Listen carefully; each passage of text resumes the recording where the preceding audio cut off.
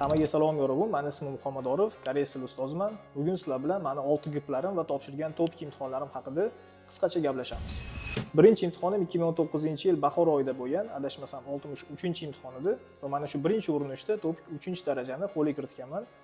Emotsiyalar hozirgidek esimda va ayniqsa o'sha vaqtlar boks bilan shug'ullanardim. Sochlarim kal bo'lgan. Mana shunday kal holatda kal rasmlar bilan birinchi sertifikatimni qo'limga olganman. Va undan keyin o'nlab imtihonlar topshirgan bo'lsam, hammasida sertifikat olganman. Biror marta probka yo'q, ya'ni imtihonda yiqilish bo'lmagan. Birinchi 6 gipimni 2022-yilning oxirida olganman. Mana hozir bo'lsa 2024-yilning oxiri. Oradan ro'parosa 2 yil vaqt o'tibdi va mana shu o'tgan vaqt ichida men 6 marta topik imtihonni topshirdim. Va hammasida 6 gip olish nasib qildi. Va bularning ichidan eng kambali 231 ball, eng yuqorisi bo'lsa 256 ball bilan meni eng oxirgi imtihonimda qayd etildi. Va sizlarga bera oladigan maslahatlarim, oldilaringga aniq maqsad qo'yinglar va mana shu maqsadga erishmaguncha harakatdan to'xtamanglar.